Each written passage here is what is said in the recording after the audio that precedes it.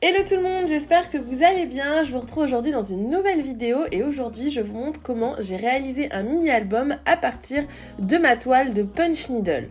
Donc je me suis inspirée de la collection d'Aubaine Marshall pour réaliser mon premier Punch Needle. Donc bien sûr il n'est pas parfait, je vous l'ai présenté il n'y a pas très longtemps sur Instagram, mais j'adore cette technique, j'ai hâte d'avoir du temps pour en refaire. Et si jamais le sujet vous intéresse, n'hésitez pas à me dire si vous voulez une vidéo sur le sujet, sachant que ça change un peu du scrap, mais vous allez voir, je vais l'adapter du coup à un mini-album, donc ça concerne quand même un petit peu le scrap. Donc je vous montre rapidement ma petite aiguille à puncher et comment j'ai fait pour, en partant d'une carte, donc qui était une carte de la collection, une carte EPL, j'ai réalisé du coup mon petit punch needle. Mais si jamais le sujet vous intéresse, n'hésitez pas à me le dire dans les commentaires et je pourrais vous faire une vidéo détaillée sur le sujet parce que c'est vraiment simple à faire et je trouve que le rendu est vraiment canon. Donc du coup, une fois que j'avais fini mon punch needle, j'ai voulu le transformer en couverture de mini-album. Donc j'ai tout simplement découpé une cartonnette à la taille de ma petite toile et ensuite je viens fixer ma toile avec une agrafeuse murale. Au préalable, j'ai encollé tout mon punch needle pour ne pas qu'il se décolle et que les fils partent en lambeaux au bout d'un certain temps. Mais vous pouvez également le fixer avec du thermocollant. Donc ensuite je suis venue faire le reste de la couverture de mon album. Donc j'ai découpé la couverture arrière qui fait 15 x 12 cm, donc qui est la même taille que mon punch needle, et pour la tranche ça fait 15 x 4,5 cm. Le tout a été découpé dans du carton, donc du carton chipboard de 2 mm. Donc ensuite je vais coller, comme je le fais à chaque fois, ma cartonnette sur mon papier, donc le papier que j'ai choisi. En ce moment, maintenant, je fais attention et j'essaye d'utiliser un maximum les guides de repères que j'ai commandés chez Craftelier. Je trouve que ce n'est pas forcément encore parfait, donc je sais pas, il y a toujours un petit décalage, je sais pas si c'est moi qui l'utilise mal, mais voilà, je trouve que c'est pas encore parfait, mais c'est quand même mieux que quand on le fait soi-même à l'œil, c'est vrai que c'est quand même un petit peu mieux. Donc je vais tracer mes repères, je vais ensuite découper et je vais venir rabattre les angles en m'aidant de mon plioir. Je vous remontre une fois cette étape, je vous la montre à chaque fois, mais pour celles et ceux qui arrivent sur cette vidéo et qui n'ont pas vu mes précédentes vidéos, c'est peut-être une technique que vous ne connaissez pas.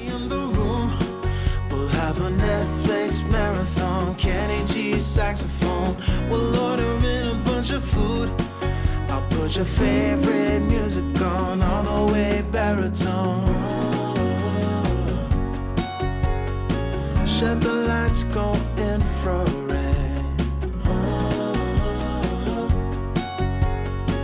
We can spend all day in bed.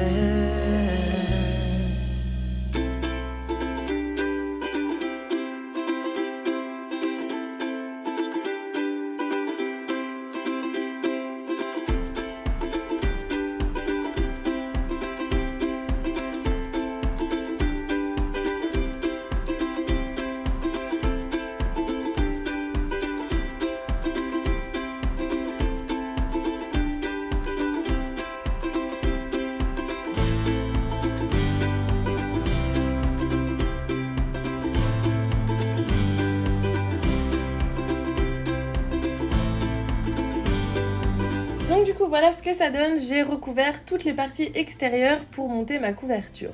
Ensuite j'ai découpé un grand morceau de papier pour faire l'intérieur de ma couverture. Donc j'ai commencé par découper une cartonnette toujours de la même taille donc que la première couverture que j'ai faite et je suis venue la coller directement sur mon papier.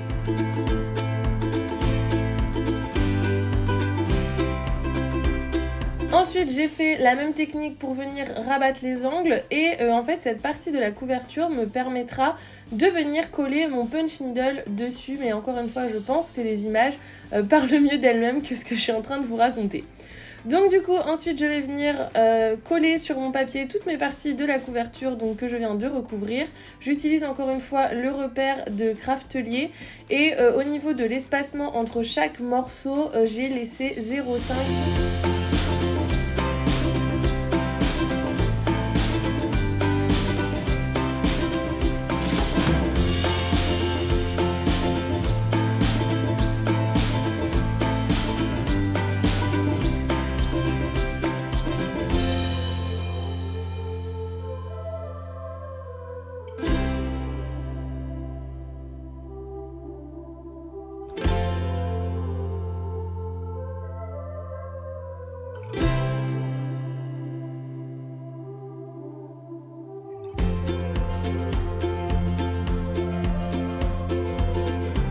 Et du coup, la dernière étape va être de coller notre punch needle à notre couverture.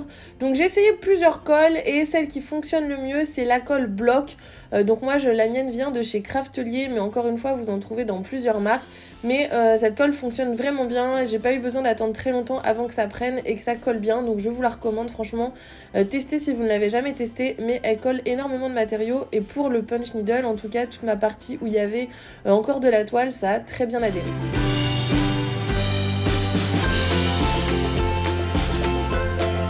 Et du coup, voilà ce que donne ma couverture une fois terminée. Donc vous voyez, c'est vraiment le papier qui est à l'intérieur de la couverture qui nous permet d'attacher toutes les parties de la couverture. Ensuite, je suis venue avec ma Crop-A-Dile faire 3 petits trous en haut et en bas de la tranche. Ces trous vont nous permettre de venir y mettre un élastique pour faire la reliure de notre mini-album.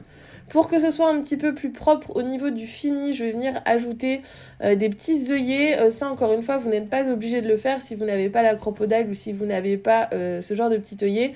Mais c'est vrai que je trouve que ça finit quand même plus l'album. Ça fait un rendu plus propre que juste le trou qu'on avait dès le départ.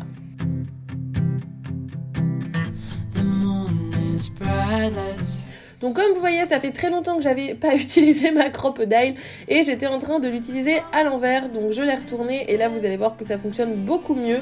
J'ai beaucoup moins de difficultés à venir ajouter mes petits œillets, donc comme quoi, si vous n'avez pas utilisé un outil depuis longtemps, des fois ça vaut le coup de relire la notice et de regarder comment ça fonctionne.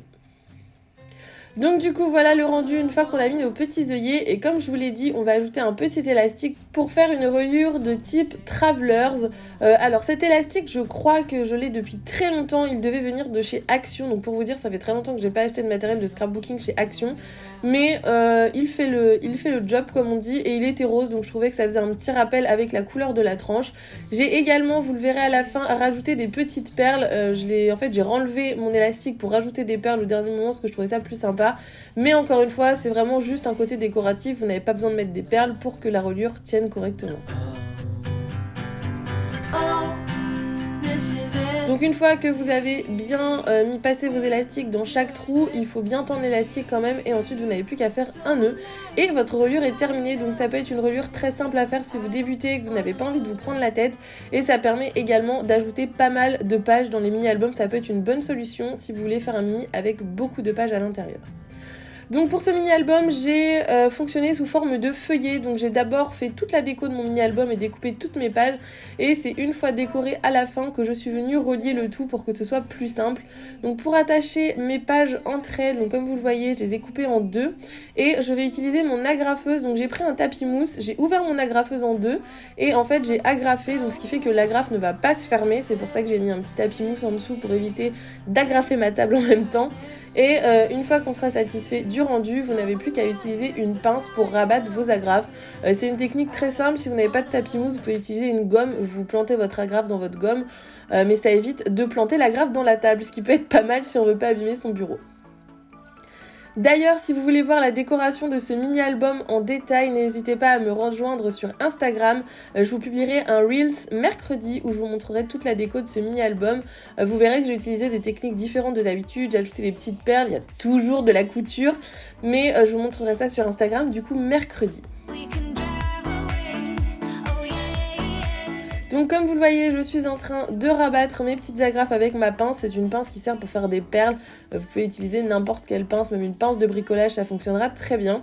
Et une fois que j'ai assemblé tous mes feuillets, je vais venir les glisser dans les élastiques que j'ai installés sur ma tranche. Donc vous voyez, c'est hyper simple, ça fait vraiment une reliure Traveler. Et ça permet de mettre pas mal de petits livrets. Si vous avez un album plus gros, vous pouvez faire plus de trous, une tranche plus large. Encore une fois, comme je vous le dis à chaque fois, vous pouvez vraiment adapter la technique à vos besoins, à vos photos, à vos dimensions. Et si jamais vous voulez vous lancer sur le punch needle et que vous voulez une vidéo à ce sujet, n'hésitez pas encore une fois à me le dire dans les commentaires. Donc j'espère vraiment que cette vidéo vous a plu. Si c'est le cas, n'hésitez pas à la liker, n'hésitez pas à vous abonner à ma chaîne si vous n'êtes toujours pas abonné. Et nous on se retrouve très vite dans une nouvelle vidéo. Bye bye!